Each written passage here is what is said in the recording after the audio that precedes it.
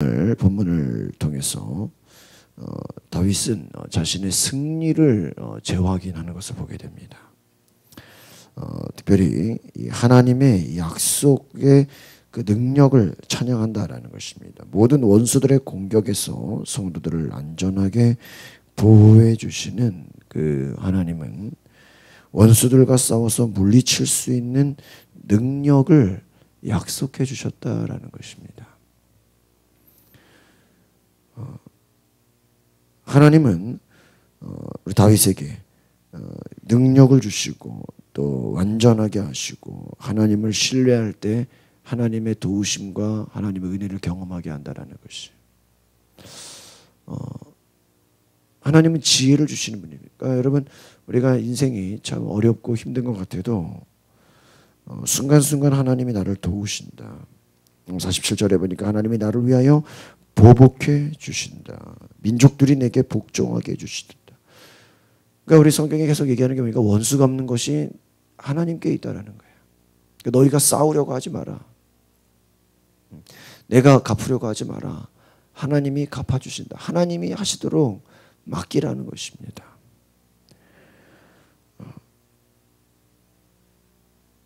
하나님은 우리의 그 성도들의 안전을 보장해 주시고 우리를 지키시고 우리를 도우시는 분이시죠. 하나님께서 어떤 원수의 공격에도 우리를 보호하시는 분이십니다. 하나님의 도우심, 하나님의 은혜, 주께서 나를 원수들에게서 구조하시니 주께서 나를 대적하는 자들의 위에 나를 높이 드시고 나를 포악한 자에게서 건지시나이다. 지금 우리가 뭐 10편, 18편에 전체적으로 보면은 나를 싸움 가운데서 건지소서, 원수들에게서 구조하소서, 포악한 자에서 건지시소서 이런 얘기가 많이 나옵니다. 나를 대적하는 자들 위에 높이 드시고. 그러니까 여러분 이제 저는 그렇게 생각해요. 어떤 싸움 가운데서 우리 스스로 싸워서 이기는 게 승리가 아니라 그 싸움판에서 우리가 그냥 건짐을 받는 거예요. 그러니까 하나님께서 왜 이 다윗의 기도 가운데 나를 건져달라, 나를 구원해달라, 나를 일으켜달라 이 말씀이 굉장히 많이 나오는데 왜 이런 말씀을 할까요? 우리 43절 볼까요? 43절 우리 같이 보겠습니다. 시작. 주께서 나를 백성의 다툼에서 건지시고 여기까지 보세요. 나를 백성의 다툼에서 건지신다. 그러니까 싸움에서 승리하게 하셨다 이게 아니라 다툼에서 건졌다라는 거예요. 그러니까 저는 그런 생각을 합니다. 이 다툼, 싸움이라는 것은요, 여러분이 아무리 잘해도요, 싸우는 것 자체는요, 내가 피해를 봐야 안 봐요? 내가 피해를 보게 돼 있어요. 그렇죠? 전쟁을요, 아무리 잘해도요, 미군이 아무리 실력이 뛰어나고 이제 아무리 뭐 대단한 것 같아도요, 싸움은요, 희생을 당하게 돼 있어요. 그러니까 이 다윗이 싸움에서 나를 건져달라는 것은 하나님이 대신 싸워주신다는 얘기예요. 그러니까 우리가 보통 이 한국 정치를 보면 어때요? 뭐 대통령 선거나 뭐 국회의원 선거나 앞으로 정치를 보면요, 이거는 뭐 정책을 놓고 싸우고 뭐 나라가 어떻게 비전 있고 뭐 이게 아니라요. 서로 상대방 뭐에 약점 잡아가지고 미리 한 10개를 만들어 놓고요. 이거를 가장 센 거를 나중에 터뜨리고, 그렇죠? 뭐 대통령 선거 뭐 안 그런 적이 있어요? 뭐 지금까지 안 그런 적이 있냐고. 뭐 여당 야당을 뭐 통틀어서 뭐 서울시장 선거니 뭐 무슨 뭐 도지사니 뭐 보시면 이거는 말 그대로 진짜 순수한 자신의 비전과 공약과 이런 정책으로 싸우는 게 아니라 이거는 상대방을 헐뜯고 비난하고 끌어내리고 뭐 자기도 문제가 많으면서 뭐 저런 사람이 될 수 있겠냐고 뭐 그런 식이잖아요.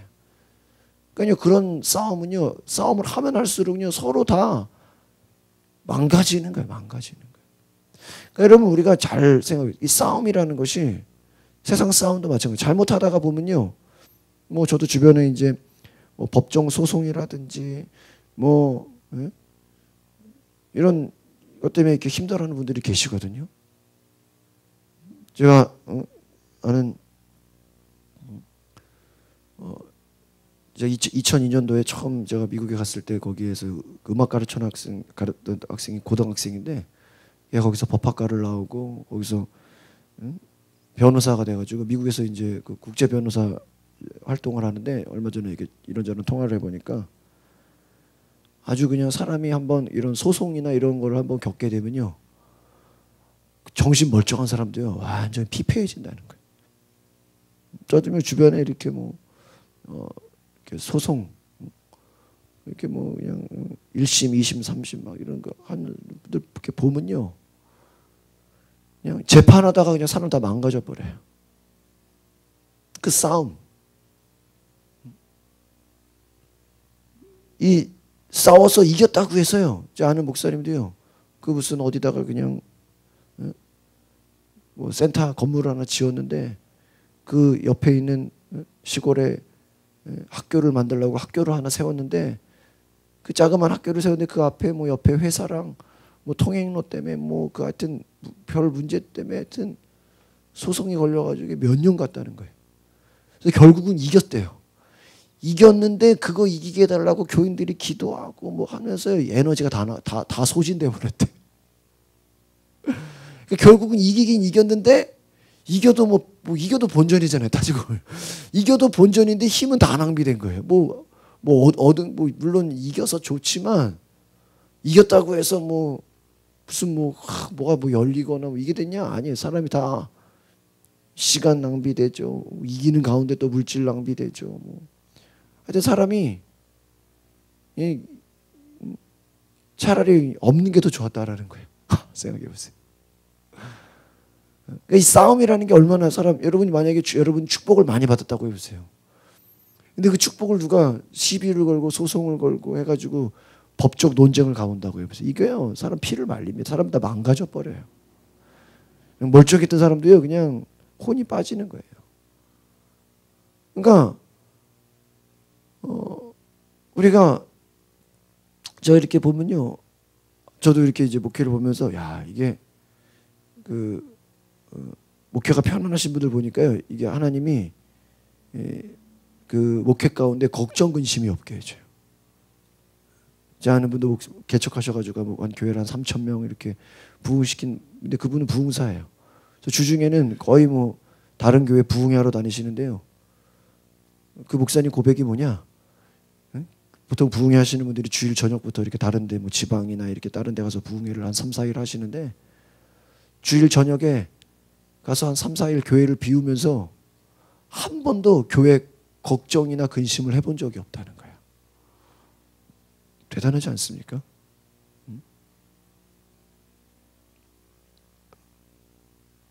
본인이 없어도 교회가 편안하게 안정적으로 잘 돌아간다는 거예요. 여러분 다른 게 복이 아니라 그런 게 축복이에요. 여러분들이 걱정 안 해도 근심 안 해도 하나님이 안정적으로 그게 돌아가게 하시는 그 시스템. 우리가 싸워가지고 막 이거 내가 신경 안 썼다가 요즘 목사들이요 안식년을 못 간다잖아요. 어디 뭐 교회에서 한 6개월 어디 뭐 외국에 어디 좀 쉬시라고 보내준다 그래도 못 간대요. 자기 자리 비우다가 못 돌아올까봐. 그동안 무슨 일 생기면 어떡해. 교회가 쪼개지면 어떡하고 뭐 부목사 하나가 엉뚱하게 하면 어떡하고 막. 우리 교회에서 몇 달 쉬라 그래도요 못 간대요. 못 간대. 아니 뭐 몇 달은 뭐야 한 달도 겁나서 왜요? 불안한 거죠. 불안한 거죠. 그러니까 이 하나님이 도우시는 확신, 믿음 이게 없으면요 절대로요 되지가 않는다니까요. 그러니까 제가 그 전에 있는 교회에서도 이렇게 좀 경영을 사업장을 여러 군데 이렇게 운영하시는 분이 계세요. 그분도 처음에 이렇게 무슨 뭐 커피숍 조그만 거 하나로 시작해가지고 뭐 홀리스 커피, 뭐 무슨 커피에 가서 뭐 롯데리아에서 매장을 여러 개를 갖고 계신 분이 계세요. 근데 이렇게 얘기 들어보면은 뭐 그냥 맡기는 거래요, 맡기는 거. 맡기는데도 잘 이렇게 돌아간다는 거죠. 그 조영규 목사님의 그 리더십 중에 하나가 그분이 키운 제자들이 있어요. 자기 제자들이 목회를 하는데 그 교회들이 한 10,000명이 넘어요. 다 자기 제자들이 이렇게 뭐 어디에 순복음교회 무슨 순복음교회 이렇게 이름 붙였는데 다 몇천 명인데 그분 리더십이 뭐냐면 나는 위임하는 리더십이라는 거예요. 그냥 사람을 세웠으면 그냥 맡겨버리는 죽이 되든 밥이 되든 그 사람을 끝까지 믿어준다는 거죠. 잔소리하지 않는다는 거예요. 아예 맡겨버린다는. 그래서 그 믿고 맡기는데 능력이 나타나고 거기에 힘이 된다. 그러니까 우리가 막 잔소리하고 막 신경 쓰고 뭐 자식도 마찬가지죠. 이게 잔소리로 애들이 크는 게 아니잖아요. 애들을 믿고 맡길 수 있는 힘이 필요한 거거든요. 저도 요즘에 저희 교인들을 지난주도 아시겠지만 제가 권사님들을 교육시켜가지고 권사님들이 집사를 교육시키는 거에 맡겼어요. 내가 들을 필요도 없고 다 맡겨버리는 거예요. 그러니까 우리가 뭐 사업을 하든 뭐 공부를 하든 뭘 하든 하나님께 맡길 수 있냐는 거예요. 내가 싸워가지고 뭐 그거를 뭐 남의 허점을 잡아가지고 뭐 이렇게 뭐 하는 게 아니라 막 그 사람 막 같이 막 우리가 서로 진흙탕 싸움에 들어가는 게 아니라 그렇게 되면 어떻게 돼요? 서로 피해를 본다 이거예요. 오늘 보세요. 하나님이 나를 위하여 보복해 주신다. 47절 보니까 보복해서 민족들이 나에게 복종하게 해주신다. 그러니까 내가 보복하는 게 아니라 뭐예요? 하나님이 나를 위하여 보복하게 하신다. 하나님이. 그러니까 저도요. 제가 지금까지 이렇게 보면서요. 저도 이렇게 막 화를 못 참고 막 저도 이렇게 막 굉장히 저도 막 이렇게 불같은 성격인데 제가 예전에 공익근무할 때 그 동사무소에서 저를 제가 이제 끝나기 얼마 안 남았는데 한 6개월 전에 어떤 직원이 왔는데 이 직원이 다른 동사무소에서 적응을 못 해가지고 쫓겨나가지고 이렇게 이제 온 거예요. 그런 거 있거든요. 이렇게. 그러니까 좀 이렇게 오기 전부터 말이 많았어. 어디서 이상한 사람이 온다. 근데 왔는데 진짜 이상한 사람이야. 교회 다니는데 부인은 또 뭐 필리핀 사람이고 이런데 키는 멀쩡해가지고요. 교회는 또 다니는 사람이에요. 신기해. 다들 그걸 보면 이 사람 특징이요. 남의 5만 가지 일에 신경을 다 써. 막 참견하고 막.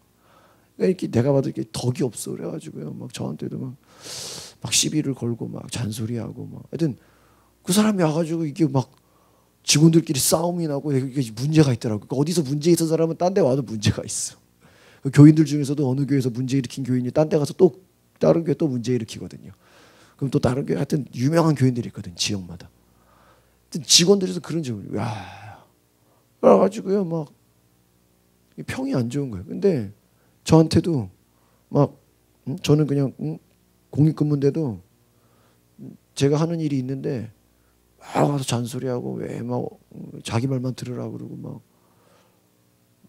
하여튼 저를 막 거슬리게 하고 화를 나게 하던데 제가 구청에 그 당시에 저희 아버지 교회 교인이 인사계장이었어. 그것도 몰라서 나중에 알았는데 그분이 항상 힘들게 하는 사람 있으면 얘기하라고 늘 그랬어요. 뭐 힘들게. 그리고요 제 전에 또 교회 광림교회에 있을 때요 그분은 권사님인데 나중에 알고 보니까 부패방지위원회 국장이에요. 그러니까 전국적으로 공무원 때려잡는 일에 아주 그냥 국장이에요. 나중에 내가 어떻게 알았냐면 뉴스데스크에 나와가지고 알았어요. 교인이 왜 내 아는 분이 왜 뉴스에 나오냐고 보니까 부패 공무원들 이렇게 좀 이상한 이런 때려잡는. 그래서 예전에도 그분이 한번 저랑 따로 만나가지고 이제 좀 누가 힘들게 하는 사람 있으면 얘기하라고. 그래서 저는 주변에 그리고 얘기할 수 있는 사람들이 있었어요 실제로. 근데 저를 이렇게 막 괴롭히기 시작하는데 야 이거 얘기해야 되나 막 제가 막 갈등이 되는 거야. 야 이거 얘기해가지고 내가 이거를 좀 문제를 삼아서 좀 이 사람을 또 딴 데로 보내버리게 할까 막 머릿속에서 그런 생각이 있는데요. 그냥 제가 뭐 끝나는 시간이 얼마 안 남아서 좀 참았어요. 그래서 한 몇 달 참았는데 제가 더 화가 났으면 아마 얘기했을지도 몰라요. 근데 그래도 그냥 참자 그냥 참았는데 옆에 공무원들은 저보고요 인터넷에 써서 올리라는 거야. 인터넷에 써서 올리면은 그냥 징계를 먹거든요. 근데 그래 좀만 참았는데요. 제가 제대하기 한두 달 한 달 전인가 그분이 병원에 진료를 받으러 갔다는 거예요. 근데 병원에 진료를 받으러 갔는데 간 수치가 높아가지고 입원을 했다는 거예요. 일반 사람들이 한 70인가 그런데요, 보통. 근데 그 사람은 300이 나온 거예요. 그러니까 몸이 건강하지가 않은 거죠. 그러니까 사람이 신경이 예민하고 오만 가지 일에 참견하고 맨날 짜증내고 막 싸우고 그 사람이 건강하지가 않은 거예요. 그래서 입원을 했는데요. 신기한 건요. 제가 제대할 때까지 입원해가지고 안 돌아왔다는 거예요. 한 달 이상. 그래서 나중에 내가 또 이제 전역해가지고 거기를 이제 인사드리러 가니까요. 그분이 정신병원에 입원을 했대. 야, 그러니까 사람이 건강하지.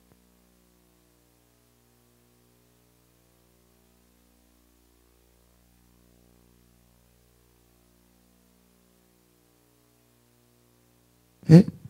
정상이 아닌 거를 굳이 내가 같이 싸우면 나만 바보 될 뻔했다라는 거예요.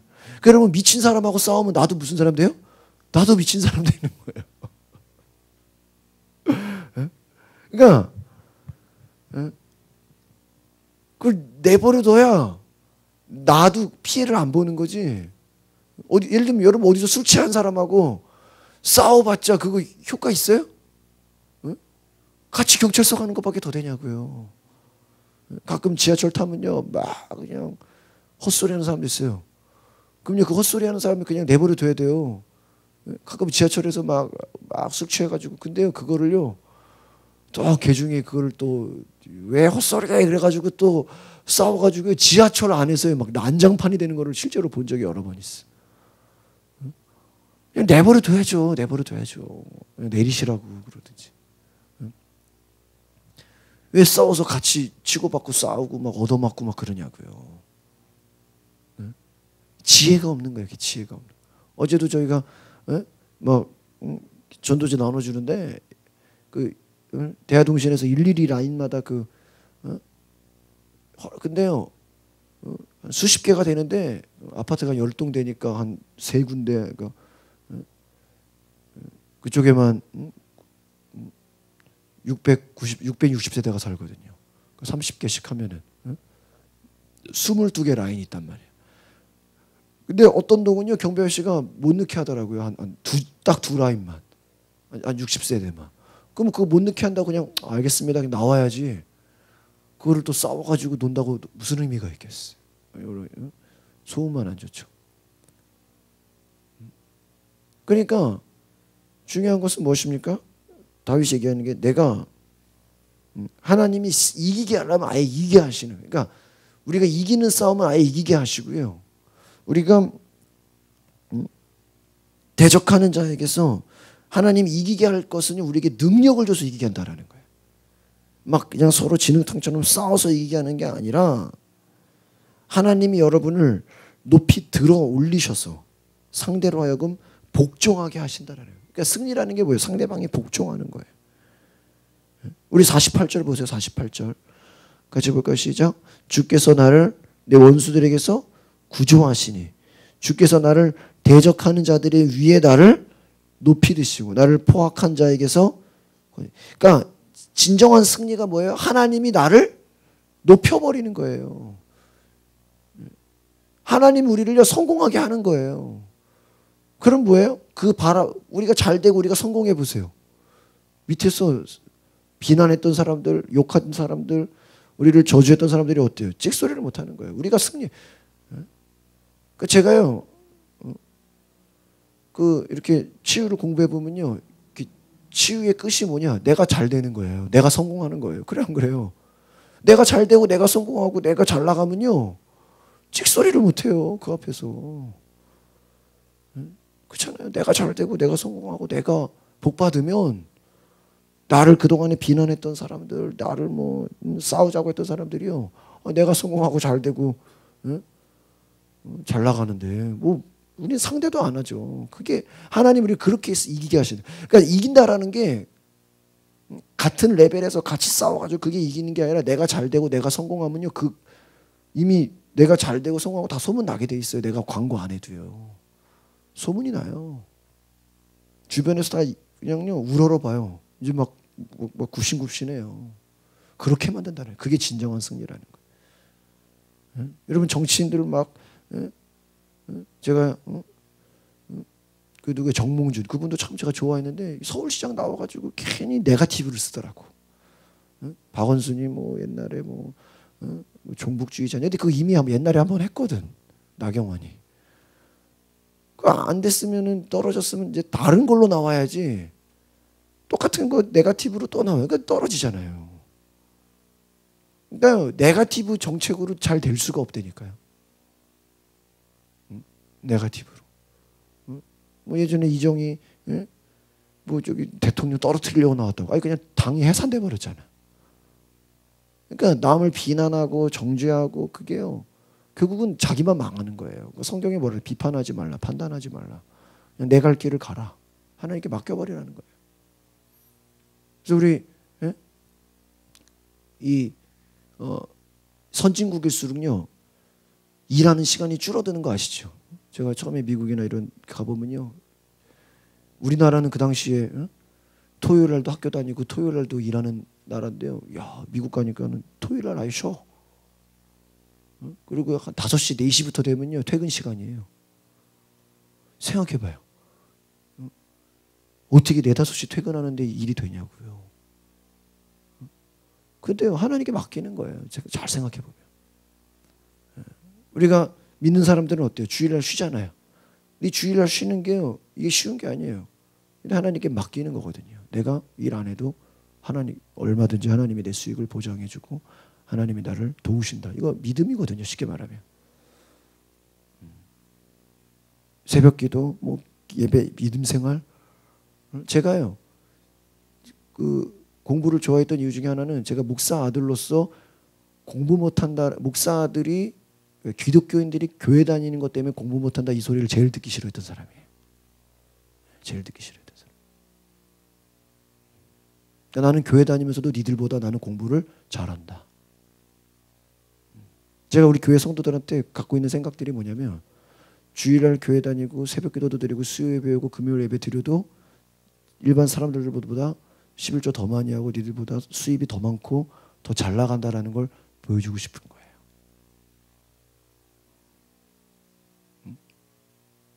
제가 작년에만 저희 가정이 교회 헌금한 게 1,000만 원이 넘어요. 제가 이번에 목사님들 모임에서 제가 우리 가정이 작년에 1,000만 원 헌금했는데 깜짝 놀랐더라고. 깜짝 놀래. 어떻게 그렇게 헌금했냐고. 아니 하나님이 복을 주셨다고. 뭐 이것저것 뭐 물질적으로 뭐 많이 복을 주셨다고. 보세요. 목사는 뭐 가난해야 돼요? 뭐 맨날 그냥 뭐 라면만 끓여 먹어야 돼요? 아니잖아요. 성령 하나님 뭐예요? 복을 주신다 그랬죠. 그러니까 제가 학교 다니면서도 교회 다니는 애들이 공부 못한다 얘기 제일 듣기 싫었다고요. 그러니까 뭐예요? 하나님께 지혜를 구해야죠. 나는 다른 애들보다 공부할 시간이, 주일날 교회 활동하고 뭐 수요예배도 가고 새벽에 시간이 적지만 결과로 승부하게 해달라고. 그렇잖아요. 주일날 교회에서 하루 종일 해서 저는 고3 때도요, 딱 12시 되면 딱 책 덮어버렸어요. 시험 기간이라 할지라도. 그래서 딱 주일은요 아예 공부 안 했어요. 하지만 제가 공부할 때 늘 잠언을 손으로 쓰고 하나님이 지혜를 줬다. 그러니까요 저는요 대학교 가서 한 10년은 저는 과외를 했어요. 애들 고3들 가르치면서. 지혜라는 것은요 하나님이 주시는 거예요. 그러니까 똑같은 시간을 똑같이 일해도요 결과가 보장해줘요. 하나님이 승리하게 하신다. 이건 놀라운 것이에요. 그래서 하나님께 맡기는, 하나님이 결과로 증명해 준다. 저희가 어제 그 전도하는 것도요, 기도하고 갔거든요. 지혜를 달라고. 근데 저희는 처음에 이렇게 우체통에 꽂으려고 그래요. 근데 딱 처음 갔는데 그냥 꽂지 말고 놔두라 그러더라고. 야, 이 놔두는 거를 왜 몰랐을까 그동안 내가. 야, 이거를 1년 전에 알았으면 벌써 사용했을 텐데. 우리는 이렇게 꽂아야 된다 생각했는데 그 꽂는 게 별로 효과가 없거든요. 근데 놔두니까요. 대화동시 같은 데 아예 책상을 해놨어요. 그냥 게시물을. 야, 이거를 진작 알았으면 더 많이 광고했을 텐데. 야, 지혜를 주시는 거예요. 지혜를. 그러니까 여러분, 하나님이 도우시면요, 하나님이 우리를 뛰어나게 하시다. 우리를 결과로 그냥 보장시켜 준다는 거예요. 똑같이 일해도 하나님이 그 결과를 더 뛰어나게 하신다. 우리 49절 보겠습니다. 49절 시작. 여호와여, 이러므로 내가 이방 나라들 중에서 주께 감사하며 주의 이름을 찬송하리이다. 이방 나라들 중에서 주께 감사하며 주의 이름을 찬송하리. 이방 나라들 가운데서 가장 뛰어나게 하셨다. 가장 뛰어나게 하셨다. 제가 그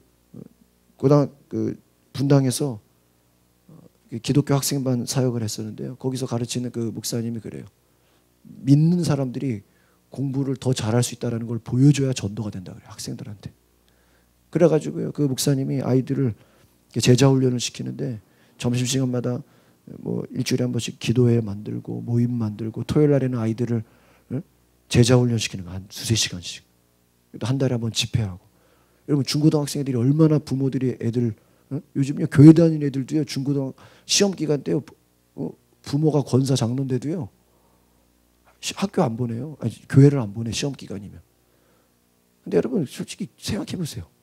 주일날 교회 안 간다 해서 그 애가 갑자기 시험 잘 볼 수가 없어요. 그 공부라는 성적은 평소에 관리가 되는 거기 때문에 평소에 그 준비를 해놔야죠. 뭐 시험 전날에 뭐 예배 빠지고 뭐 그 시간에 뭐 애가 공부한다고 뭐 갑자기 뭐 성적이 뭐 몇십 점 올라갈 것 같아요. 그래서 그 목사님이요, 너희들이 교회 다니고 제자 훈련 받고 믿음 생활하고 찬양 집회하고 학교에서 기도 모임하고 이러면서도 공부 잘할 수 있는 걸, 분당이면요 거의 다 강남 애들이거든요. 잘할 수 있는 걸 보여주라. 그걸로 기도하고 결과로 증명해라 했는데요. 실제로요, 그 학교 안에서요 전교 1등이 여러 명이 나왔다는 거예요. 그 제자 훈련 받은 애들 중에서. 저희 선행교회에서도 제 아내가 그 아이들 가르친 애들 중에서요, 올해 서울대학교 공과를 들어 서울대 공대에 들어간 애가 있어요. 지금 선행교회도요 전교 1등이 그 당시에 두세 명이 있었어요. 학교에. 전교 1등이 쉬워요? 이게 뭐 아무나 하는 거예요, 전교 1등이? 근데 교회 다니는 애들이 전교 1등에서 공부 못하는 애들보다 공부 잘하는 애가 전도 잘 되잖아요. 보여주라는 거예요. 보여주라는 거. 그러니까 여러분, 사업이나 기업도요, 하나님 내가 믿음 생활하고 예배드리고 내 할 거 다 해도 실적이 더 좋고 결과가 더 좋고 남들보다 더 잘 나가는 걸 뭐예요? 보여도 그게 간증 아니겠어요?